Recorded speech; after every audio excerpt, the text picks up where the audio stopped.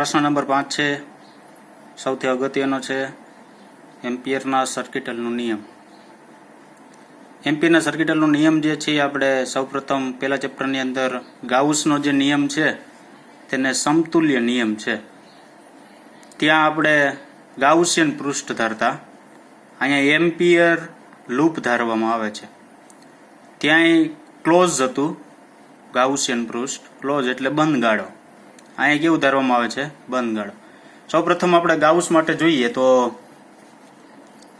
ત્યાં સૂત્ર આવું હતું, ક્લોઝ ઇન્ટિગ્રેશન ઈ વેક્ટર ડોટ ડીએસ વેક્ટર ક્ષેત્રફળ હતું એટલા માટે equal to Q upon epsilon 0.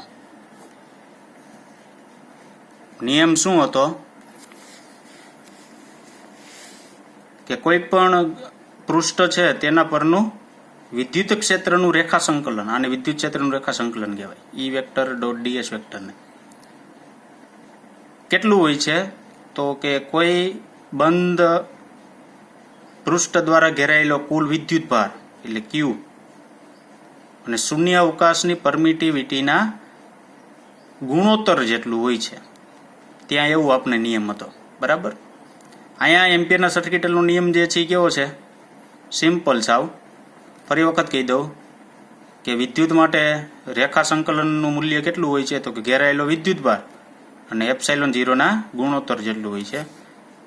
અહીંયા એમ્પિયરના સર્કિટલનો નિયમ આવો છે, close integration B vector dot DL vector ને આ ક્ષેત્રફળ હતું, અહીં લંબાઈ છે DL equal to mu 0 into I. તો અહીંયા શું કહેવાનું? એમ્પિયરના સર્કિટનો નિયમ શું જણાવે છે કે કોઈ જે લૂપ તમે સીમા ધારો છો તેના ઉપરનું સંકલન, એટલે આ લૂપ પરનું સંકલન એટલે બંધ ગાળા પરનું સંકલન, આ સપાટીમાંથી પસાર થતો વિદ્યુત પ્રવાહ એટલે આઈ અને શૂન્ય અવકાશની પરમિયાબિલિટી મ્યુ 0ના ગુણાકાર જેટલું હોય છે. એટલે આ બેનો ગુણાકાર છે, ત્યાં શું હતો? ગુણોત્તર હતો. તો બેમાં સેમ વસ્તુ જ થઈ.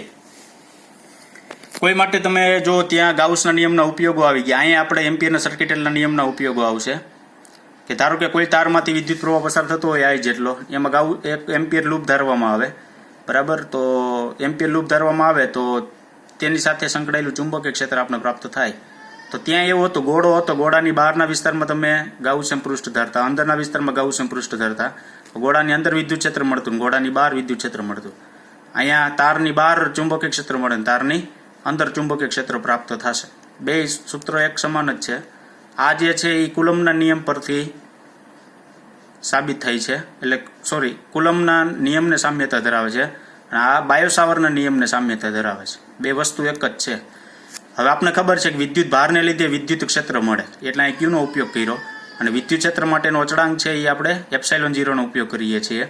હવે આપણે ખબર છે કે વિદ્યુત પ્રવાહ હોય તો ચુંબકીય ક્ષેત્ર મળે, એટલે અહીં આઈનો ઉપયોગ કર્યો અને એનો અચળાંક જે છે એ શૂન્ય અવકાશની પરમિયાબિલિટી એટલે એનો મતલબ એવો કે મ્યુ 0નો ઉપયોગ કરેલો છે. તો અહીંયા ગુણોત્તર જેટલું હોય છે અને અહીંયા ગુણાકાર જેટલું હોય છે. હવે એની સમજૂતી લઈએ. અહીંયા એક આપણે બંધ ગાળા માટે લૂપ આપેલું છે. હવે અહીંયા છે ને એક સીમા લખેલું છે, ખાસ યાદ રાખવાનું છે. ના સપાટી આપણે હંમેશા યાદ રાખવાનું કે એમ્પિયરના સર્કિટલનો નિયમ જે છે એમાં બંધ ગાળો કોઈ લેવામાં આવે ને એને એક પ્રકારની સીમા કહેવામાં આવે છે. એટલે આ જે લાઈન દોરેલી છે ને એ શું છે? એક પ્રકારની સીમા છે. આ તીર છે એ ચુંબકીય ક્ષેત્રની દિશા દર્શાવે. શું કામ? તો કે પ્રવાહ તો અહીંયા દર્શાવી દીધો. આ જે છે સપાટી છે, તો આ આકાર જે છે ને એક પ્રકારનો વાટકા જેવો થયો. વાટકાની જે ધાર છે ને એને એક પ્રકારની શું કહી શકાય? સીમા. વાટકાનો નીચેનો જે આમ ગોળાકાર ભાગ જે હોય છે આમ આખો, એની શું થાય? ધારો કે સપાટી થાય. તો આપણે પ્રવાહ જે છે એ વાટકો જે છે એ ધારો કે આમ એક્ઝેક્ટ રાખવામાં આવે અને પ્રવાહ ડાયરેક્ટ આમ પસાર કરવામાં આવે, ધારો કે, બરાબર. એક્ઝેક્ટ વાટકાની આ કોર જે છે એને એક્ઝેક્ટ કેવો? લંબ રૂપે. એટલે આ વાટકાની કોર છે એને એક્ઝેક્ટ લંબ રૂપે શું પસાર થયો? પ્રવાહ પસાર થયો. હવે જ્યારે પ્રવાહ પસાર કરવામાં આવશે ત્યારે શું થશે? તો કે આપને ખબર છે કે વાટકો તો ગોળ જ છે, બરાબર. તો એ ગોળ જે વાટકો છે ને તેના ઉપર આપણે શું જોવા મળશે? એક પ્રકારનું ચુંબકીય ક્ષેત્ર જોવા મળશે. તો ચુંબકીય ક્ષેત્રની દિશા જે છે કેવી રીતના આમાં નક્કી કરાય? તો કે પ્રવાહ જે છે આમ પસાર થાય છે, બરાબર. અને આ જે છે ને એ પાછળનો ભાગ છે, આ જે છે આગળનો ભાગ છે. એટલે તમે આમ આંગળીઓ વાળી શકો આમ. એટલે અંગૂઠાની દિશામાં શું મળ્યું? પ્રવાહ. આંગળીની દિશામાં શું થાય? ચુંબકીય ક્ષેત્ર. હવે ધારી લઈએ કે સૂક્ષ્મ ખંડ જે છે ને આપણે ચુંબકીય ક્ષેત્રની દિશામાં ધારીએ. તો મેં ધારો કે અહીંયા એક સૂક્ષ્મ ખંડ ધારી લીધો. જો વાટકો ગોળ હોય, ધારો કે આ જે છે એક્ઝેક્ટ ગોળ હોય, તો આપણે એવું કહેવાય કે ડીએલની દિશા છે ને એ આપણે સ્પર્શકની દિશા મળે. અને એ જ દિશામાં શું થાય? ચુંબકીય ક્ષેત્રની દિશા મળે. એટલે ડીએલ અને બી જે છે એક જ દિશામાં થશે. તો તમે લખી શકો શું? સીમા ઉપર, સીમા એટલે આ જે કોર છે સીમા ઉપર ચુંબકીય ક્ષેત્રનો સ્પર્શીય ઘટક તમારે કેવો હોય તો બી ટી એવું કહેવાય. ટી એટલે ટચ, સોરી ટચ નહીં, ટેન્જેટ. ટેન્જેટ એટલે સ્પર્શીય ચુંબકીય ક્ષેત્ર, બરાબર.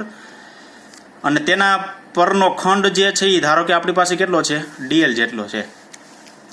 તો આ ઈ ડોટ ડીએસ હતું, તો અહીં બી ડોટ ડીએલ શું થાય? તો કે B dot DL equal to B DL cos theta. તો અહીંયા બી ડીએલ કોસ કેટલું થઈ જાય? 0. શું કામ? તો કે બે એક દિશામાં છે. તો અહીં મળે શું આપણે? બી ઇન્ટુ ડીએલ આવું પ્રાપ્ત થશે, બરાબર. હવે એમ્પિયરના સર્કિટલનો નિયમ જે છે એ તમને બતાવું. જોઈએ આપણે અહીં એક દોરેલું છે જે લૂપ મેં તમને કીધું એ પ્રમાણે. આ જે છે આપણી એક સીમા છે, બરાબર. આ જે છે એ પ્રવાહ આમ પસાર થાય છે, આ સીમા અને આ સપાટી. હવે સીમા ઉપર સ્પર્શ ઘટક એટલો, સીમા ઉપર ખંડ એટલો, બી ડોટ ડીએલ આવું લઈ શકાય એવું લીધું. જો નિયમ જોજો ખાસ. એમ્પિયરના સર્કિટલનો નિયમ જણાવે છે કે આ સંકલન એટલે બે close integration B dot DL હંમેશા ગાઉસનો નિયમ અને એમ્પિયરના સર્કિટલનો નિયમ જે છે ફક્ત કોના માટે? ક્લોઝ લૂપ માટે લાગુ પાડી શકાય. આ સપાટીમાંથી પસાર થતો વિદ્યુત પ્રવાહ. હવે યાદ રાખવાનું, જો આનો મતલબ એવો થયો કે જો આ જે છે ને આ સીમા એની સપાટીમાંથી પસાર થતો પ્રવાહ, એટલે આ લાઈન નો આવે, આ લાઈન આવશે નહીં. શું કામ? તો કે આ સીમાની બહારથી પસાર થાય છે. ધારો કે આ બે આવતો હોય તો એ બેનો કુલ સરવાળો મૂકી દેવાનો, બરાબર. એટલે શું કીધું? પસાર થતો વિદ્યુત પ્રવાહ આઈ એટલે આઈ, અને શૂન્ય અવકાશની પરમિએબિલિટી μ0 એટલે μ0 ના ગુણાકાર જેટલું હોય છે. ખાસ યાદ રાખો. આગળ પહેલા ચેપ્ટરની અંદર આપણે ગુણોત્તર આવ્યો વિદ્યુત ભાર અને એપ્સાઇલોન 0 નો. અહીં μ0 અહીંનો શું આવશે? ગુણાકાર. એટલે એમ્પિયરના સર્કિટનો નિયમ જણાવે છે કે આ સંકલન કેટલું? તો કે આ અને આ બેના ગુણાકાર જેટલું. એટલે એમ્પિયરના સર્કિટનો નિયમ થઈ ગયો close integration B dot DL બરાબર μ0 આઈ. આ નિયમ છે, એના ઉપયોગો લેશું એટલે વધારે ખ્યાલ આવશે આપને. આ એટલે જો સપાટીમાંથી પસાર થતો કુલ પ્રવાહ. મેં તમને કીધું ને કે આ તો સપાટીની બહારનો પ્રવાહ છે, અંદર જે છે એ પસાર થશે એ એના માટેનો કેવો પ્રવાહ કહેવામાં આવે છે? કુલ પ્રવાહ કહેવામાં આવે છે. હવે એના માટેની સંજ્ઞા પ્રણાલી છે, સિમ્પલ સંજ્ઞા પ્રણાલી. જો ખાસ યાદ રાખો, આંગળીઓ સીમા ઉપર રાખી પર વાળી એટલે કે ડીએલ ની દિશામાં વાળી તો પ્રવાહ જો અંગૂઠાની દિશામાં હોય તો તે પ્રવાહ ધન લેવો, અંગૂઠાની દિશામાં હોય તો પ્રવાહ ધન, જો પ્રવાહ અંગૂઠાની વિરુદ્ધ દિશામાં હોય તો એ કેવો લેવાનું થશે? ઋણ લેવાનું થશે. હું તમને આ જે છે એના કરતાં એક સિમ્પલ સમજાવું તમને. જો એક આકૃતિ દોરેલી છે, આ એક મેં એમ્પિયર લૂપ લીધો, એના ઉપર તીરની દિશા છે ને આમ છે, આ આગળનો ભાગ છે, આ પાછળનો ભાગ છે, બરાબર. હવે અહીંયા એક પ્રવાહ દોર્યો, એ લૂપથી બહાર છે. આ એક પ્રવાહ દોર્યો લૂપથી બહાર છે. એમ્પિયરના સર્કિટલની નિયમમાં યાદ રાખવાનું, જે તમે લૂપ ધારો ને એની બહારનો પ્રવાહ છે એ કુલ પ્રવાહની અંદર ગણતરીમાં લેવો નહીં, એટલે કાઢી નાખવાનો. એટલે I1 અને I6 નીકળી ગયા. હવે આપણે વહીવટ જે કરવાનો છે ખાલી I2, I3, I4 અને I5 નો કરવાનો. હવે શું કીધું? જે દિશામાં તમે ડીએલ ની દિશા લ્યો ને, ધારો કે આ દિશામાં મેં ડીએલ ની દિશા લીધી, એટલે આ પાછળનો ભાગ આગળનો ભાગ, એટલે હું છે ને આમ કરી શકું, આમ આમ. એટલે અંગૂઠો મારો ઉપર આવ્યો તો ઉપર જેટલા પ્રવાહ જતા હોય, બરાબર. એટલે જો તો આ હું ડીએલ ની દિશામાં આંગળી વાળું ને અંગૂઠાની દિશામાં પ્રવાહ જે મળે ની ધન લેવો, તો અંગૂઠાની દિશામાં મને પ્રવાહ ધન, એટલે ઉપર જે પ્રવાહ જે છે ધન લેવાનો, નીચે જે છે એ બધું કેવો લેવાનો? એની વિરુદ્ધ દિશામાં અંગૂઠાની વિરુદ્ધ દિશામાં ઋણ લેવાનું. તો ઉપર કેટલા પ્રવાહ છે? I2, I3 અને I5. તો હું આમ લખી શકું I2 પ્લસ I3. આ જુઓ તો એના વિરુદ્ધ દિશામાં અંગૂઠો ઉપર મારો મળતો હતો, પ્રવાહ એનો વિરુદ્ધ છે, એટલે અહીં લખવાનું માઇનસ I4 અને પ્લસ I5, જે મારા માટે કુલ પ્રવાહ થયો. ખ્યાલ આવ્યો? બરાબર. એક સંજ્ઞા પ્રણાલી શું છે જુઓ તો, આંગળીઓ જે છે તે સીમા ઉપર વાળી, સીમા એટલે જે ડીએલ ની દિશા હોય તે પ્રવાહ જે અંગૂઠાની દિશામાં હોય તો તે પ્રવાહ ધન લેવો, અને જો પ્રવાહ અંગૂઠાની વિરુદ્ધ દિશામાં હોય તો તે પ્રવાહ કેવો લેવામાં આવે છે? ઋણ લેવામાં આવે છે. આગળ, ઘણા ઉપયોગ માટે એમ્પિયરના સર્કિટનો નિયમ સરળતાથી વાપરી શકાય તે માટે એમ્પિયર લૂપ પસંદ કરવાનું શક્ય છે કે જે લૂપના દરેક બિંદુ માટે કાં તો આ 3 શક્યતા હોવી જોઈએ, એમાં સૌથી આ શક્યતા હશે. આ શક્યતા નહીવત જોવા મળશે, જે ક્યાંક ઉપયોગ થતો હોય તો ભલે, બરાબર, બાકી ધ્યાનમાં લેવાનું નથી. બી વેક્ટર સ્પર્શકની દિશામાં અને અશૂન્ય હોય, જે આપણે અહીંયા ભણી ગયા કે બી વેક્ટર જે છે અને ડીએલ વેક્ટર બે સ્પર્શક જ મળે ગોળ હોય તો, બરાબર, અને અશૂન્ય બી શૂન્ય થતું નથી. ક્યાંક એવું જોવા મળે બી વેક્ટર આ ગાળાને લંબ રૂપે હોય, પ્રવાહ જે છે એ રીતના ગોઠવણી કરવામાં આવે તો બી છે એ તમને કેવો જોવા મળે? ગાળાને લંબ રૂપે. એ આપણે જોશું, બરાબર. અને બી નાબૂદ થતું હોય એવું બને કે સામસામે ચુંબકીય ક્ષેત્ર સમાન મૂલ્યનું પરસ્પર વિરુદ્ધ દિશામાં હોવાથી કેવું થતું હોય? નાબૂદ થતું હોય. એટલે સૌથી પહેલો ઉપયોગ જે છે આપણે વધુ ઉપયોગ કરવામાં આવશે. બંધ ગાળો હોય ને સ્પર્શકની દિશામાં હોય તો ગણતરી સહેલી થશે. હવે ધારો કે ગાળાના વિભાગની લંબાઈ કેપિટલ એલ માટે બી વેક્ટર સ્પર્શકની દિશામાં હોય અને ગાળામાં ઘેરાયેલો પ્રવાહ છે એ કેટલો છે? ધારો કે આઈ છે. અહીં એવું કીધું કે આ જે ગાળો જે પસંદ કરેલો છે ને ગાળાની લંબાઈ લઈ લીધી કેપિટલ એલ. એમાંથી આ કુલ પ્રવાહ જો બહારનો અંદરનો બધો પ્રવાહ છે ને આઈ જેટલો છે, પરંતુ આમાંથી પસાર થતો પ્રવાહ અત્યારે આપણે 2 લીટી દેખાય છે એ આપણા માટે કેટલી છે? ધારો કે આ ઈ આપણે ધારી લીધી, આપણે ખબર નથી. એટલે લૂપમાંથી પસાર થતો પ્રવાહ કેટલો છે? આ ઈ જેટલો. અને ચુંબકીય ક્ષેત્ર સ્પર્શકની દિશામાં કેટલું છે? બી જેટલું. તો એમ્પીરના સર્કિટનો નિયમ પરથી આપણો આવો નિયમ છે, આ કુલ પ્રવાહ દર્શાવે. બી ડીએલ કોસ થીટા લખાય, ખૂણો ખબર છે એક દિશામાં 0. હવે આઈ બરાબર શું લેવાનું? આ ઈ લેવાનું, મ્યુ 0 આ ઈ. તો કુલ તમને ચુંબકીય ક્ષેત્ર કેટલું મળે? બી ઇન્ટુ એલ બરાબર મ્યુ 0 આ ઈ. એટલે બી ને કરતા કરી દો તો મ્યુ 0 આ ઈ ના છેદમાં કેપિટલ એલ જેટલું પ્રાપ્ત થશે. સમિતિ ધરાવતા તંત્ર માટે એમ્પિયરના સર્કિટનો નિયમ સહેલાઈથી વાપરી શકાય છે. સમિતિ ધરાવતું તંત્ર માટે એટલે કોઈ પણ નિયમિત આકારનું જો તમે તંત્ર પસંદ કરવામાં આવે તો તમને જે આ સર્કિટલનો નિયમ જે છે સૌથી સહેલો પડશે. કારણ કે આપણે જો આગળ જે કુલમના નિયમની અંદર બધી જગ્યાએ આપણે કોનો ઉપયોગ કર્યો? ગોળાકાર ગોળો છે, નક્કર ગોળો છે, એવા ગોળાનો ઉપયોગ કર્યો. શું કામ? તો કે સમિતિ ધરાવે છે. અનિયમિત આકાર હોય તો એમ્પિયરના સર્કિટલના નિયમથી મળી શકે, પણ થોડુંક ગણતરી જે છે એ કેવી થશે? અઘરી થાય. પ્રશ્ન નંબર 6 છે બીએલ બરાબર મ્યુ 0 આઈ ની રસપ્રદ થોડીક વાતું આપેલી છે. બીએલ બરાબર મ્યુ 0 આઈ એ કયા દ્રષ્ટિકોણની રસપ્રદ છે? સૌપ્રથમ પહેલો મુદ્દો આપેલો છે, જો અનંત લંબાઈના તારને અક્ષ તરીકે લઈએ, ધારો કે અનંત લંબાઈનો તાર છે એ આપણે અક્ષ તરીકે લીધો, એક અક્ષ તરીકે લીધો, બરાબર. અને આર ત્રિજ્યાના વર્તુળના દરેક બિંદુએ ચુંબકીય ક્ષેત્રનું મૂલ્ય એક સમાન હોય. ધારો કે આર ત્રિજ્યાનું વર્તુળ આમ દોરવામાં આવે, કારણ કે આમ જાશો તમે એટલે આમ થશે, બરાબર. આમ થશે એટલે પ્રવાહ જે છે એ પ્રવાહની દિશામાં અંગૂઠો, ચુંબકીય ક્ષેત્ર જે છે વર્તુળાકાર માર્ગે તમને જોવા મળશે. હવે આર ત્રિજ્યાનું આમ વર્તુળ દોરવામાં આવે, મૂલ્ય એક સમાન હોય છે. જો હું આર ત્રિજ્યાનું અહીંયા વર્તુળ દોરું તો અહીંયા ચુંબકીય ક્ષેત્ર જેટલું હોય એટલું જ અહીંયા આર ત્રિજ્યાનું વર્તુળ દોરું એટલું જ અહીંયા ચુંબકીય ક્ષેત્ર જોવા મળશે આપને. બીજા શબ્દોમાં અહીં મળતું ચુંબકીય ક્ષેત્ર નળાકાર્ય સમિતિ ધરાવે છે, કારણ કે એક પ્રકારનું નળાકાર જેવું તૈયાર થયું, બરાબર. નળાકાર તૈયાર થશે એટલે એક પ્રકારની શું ધરાવે છે? નળાકાર્ય સમિતિ, એટલે નળાકાર આકાર ધારણ કરે છે. તેથી આ ક્ષેત્ર 3 યામના બદલે માત્ર આર યામ પર જ આધાર રાખે છે, કારણ કે 3 ડાયમેન્શન પર આધાર નહીં રાખે. શું કામ? 3 યામ એટલે XYZ ઉપર નહીં, ફક્ત આર ઉપર આધાર રાખે. એટલે આપેલું. બીજું આપેલું છે આપણે, વર્તુળના દરેક બિંદુએ ચુંબકીય ક્ષેત્ર સ્પર્શકની દિશામાં હોય છે. એ તો ખબર છે, આપણે આગળ ભણી ગયા. ધારો કે વર્તુળ છે એના કોઈ પણ બિંદુ પાસે ચુંબકીય ક્ષેત્ર સ્પર્શકની દિશામાં હોય છે. તેથી ચુંબકીય ક્ષેત્ર રેખાઓ એ અચળ મૂલ્યવાળા સમકેન્દ્રીય વર્તુળો છે.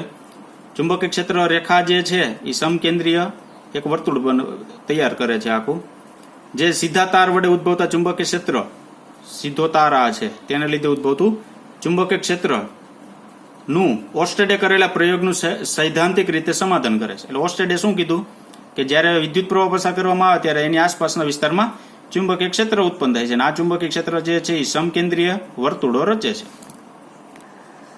ત્રીજું છે, તાર અનંત લંબાઈનો હોય તો તેનાથી નહીવત અંતરે, નહીવત એટલે અત્યંત નજીક ચુંબકીય ક્ષેત્ર અનંત નથી. ધારો કે એક તાર પસંદ કરવું આમ, બરાબર, અનંત અંતરનો લેવામાં, પણ નજીકના વિસ્તારમાં ચુંબકીય ક્ષેત્ર છે એ અનંત નથી. તારની નજીક પહોંચતા ઝડપથી વધે છે. આપણે ખબર તારની નજીક ચુંબકીય ક્ષેત્ર વધુ હોય, આગળ જતા ચુંબકીય ક્ષેત્ર છે કેવું થતું જશે, નબળું પડતું જશે. જે બી પ્રપોર્શનલ આઈ અને બી પ્રપોર્શનલ 1/r, એટલે કે વિદ્યુત પ્રવાહના સમપ્રમાણમાં અને અંતરના વ્યસ્ત પ્રમાણમાં હોય છે. જેમ વિદ્યુત પ્રવાહ વધારો ચુંબકીય ક્ષેત્ર વધે નજીકના વિસ્તારમાં, પણ જેમ અંતર ઓછું હોય ને તેમ ચુંબકીય ક્ષેત્ર કેવું વધુ, જેમ અંતર વધે તેમ ચુંબકીય ક્ષેત્ર શું થાય, ઘટે. તેથી ત્રીજો પોઈન્ટ જે છે આપણે એવો આપેલો, તાર અનંત લંબાઈનો હોવા છતાં તેનાથી નહિવત અંતરે એટલે અત્યંત નજીક ચુંબકીય ક્ષેત્ર અનંત નથી. તારની નજીક પહોંચતા ઝડપથી વધે છે, પણ ચુંબકીય ક્ષેત્ર વિદ્યુત પ્રવાહના સમપ્રમાણમાં અને ઉદ્ગમથી અંતરના કેવા હોય છે, વ્યસ્ત પ્રમાણમાં. આ સૂત્ર જે છે જે આપણે આવ્યું નથી. આપણે જ્યારે એમ્પીના સર્કિટના નિયમનો ઉપયોગ કરશું કે એક અનંત લંબાઈનો તાર લેવામાં આવે, તેના બહારના બિંદુ માટે ચુંબકીય ક્ષેત્રનું સૂત્ર પ્રાપ્ત થશે μ0I/2πr. તો જો તો અહીં બી પ્રપોર્શનલ આઈ થઈ ગયું અને બી પ્રપોર્શનલ 1/r થશે. ચોથું એક પોઈન્ટ આપેલો છે, લાંબા અનંત લંબાઈના વિદ્યુત પ્રવાહ તારથી ઉદ્ભવતા ચુંબકીય ક્ષેત્રની દિશા શોધવા માટે જમણા હાથનો નિયમ છે. જમણા હાથનો નિયમ તો આપણે ઘણી વખત કહી દીધું, પાછું કહી દઉં. તારને તમારા જમણા હાથથી એવી રીતે પકડો કે જેથી તમારો વિસ્તરેલો અંગૂઠો જે છે વિદ્યુત પ્રવાહની દિશામાં રહે, તમારી આંગળીઓ ચુંબકીય ક્ષેત્રની દિશામાં વળેલી રહે. તો જુઓ તો આ દિશામાં શું છે, પ્રવાહ. ચુંબકીય ક્ષેત્ર આમ, આ સ્પર્શકની દિશામાં આ બી ની દિશા દર્શાવેલી છે, તો આમ થશે અંગૂઠો. આમ કેવું તો હાલે, બરાબર. કારણ કે આમ પ્રવાહ છે, આમ ચુંબકીય ક્ષેત્ર, આ પાછળનો ભાગ છે, આ કેવો છે, આગળનો ભાગ. તો વર્તુળાકાર માર્ગ આખો ધારણ કરશે. આગળ બાયો સાવર અને એમ્પિયર એ બંને ચુંબકીય ક્ષેત્ર અને વિદ્યુત પ્રવાહને સાંકળે છે. કારણ કે સૂત્રની અંદર બાયો સાવર અને એમ્પિયર જેમાં ચુંબકીય ક્ષેત્ર અને વિદ્યુત પ્રવાહને સાંકળે છે, અને બંને સ્થિર વિદ્યુત પ્રવાહના જ ભૌતિક પરિણામ દર્શાવે છે. જો અહીંયા પ્રવાહના જ એવું લખેલું છે, પણ કેવા સ્થિર, એટલે કે પ્રવાહ સમય સાથે કેવો રહેવો જોઈએ, અચળ. એટલે એમ્પિયરના સર્કિટલનો નિયમ અથવા બાયો સાવરના નિયમ જે છે એનો ઉપયોગ કરવામાં આવે એમ બેની અંદર વિદ્યુત પ્રવાહ તો આવે જ છે, પણ બે વિદ્યુત પ્રવાહ જે છે હંમેશા ફક્ત કોના માટે, સ્થિર પ્રવાહ કે પ્રવાહ જે છે સમય સાથે બદલાવો જોઈએ નહીં. જે રીતે કુલમ માટે ગોસનો નિયમ જાણીતો છે તે જ રીતના બાયો સાવર માટે એમ્પિયરના સર્કિટલનો નિયમ જાણીતો છે.